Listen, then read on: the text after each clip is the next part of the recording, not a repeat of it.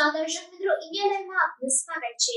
વડોદરાના લેક્સન બોટ દુર્ઘટના મામલે હાઈકોર્ટના હુકમને લઈ વિપક્ષ નેતા અમીર રાવતનું નિવેદન સામે આવ્યું। ઘણી પ્રકારના જે પીડિત પરિવારો છે સરકાર પાસે ન્યાયની અપેક્ષા રાખી રહ્યા હતા। કોઈ ચમરબંધીને છોડવામાં નહીં આવે એવી મોટી મોટી વાતો થઈ। રાહુલજી આવ્યા, પીડિતોને મળ્યા। આજે હાઈકોર્ટનો ચુકાદો આવ્યો। ચુકાદામાં સ્પષ્ટ કહ્યું છે કે તત્કાલીન મ્યુનિસિપલ કમિશનર એચ.એસ. પટેલ અને ડૉક્ટર વિનોદ રાવ આ માટે જવાબદાર છે।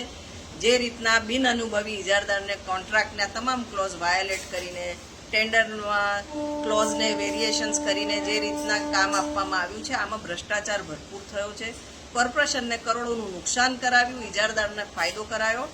ચોક્કસ આની પાછળ કોઈ મોટા રાજકીય માથાઓ ઇન્વોલ્વ હોય જેમના સૂચના અનુસાર આ કાર્યવાહી કરવામાં આવી હોય। ફક્ત મ્યુનિસિપલ કમિશનર શ્રી જાતે કરે, અમે તો દરેક પગલે આ બાબતે ધ્યાન દોરેલું છે।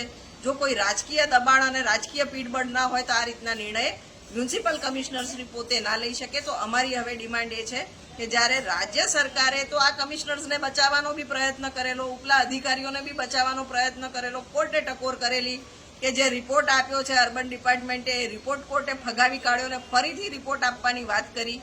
આ તમામ વચ્ચે સ્પષ્ટ થાય છે કે રાજ્ય સરકાર આમાં કોઈને બચાવવાનો પ્રયત્ન કરી રહ્યા છે।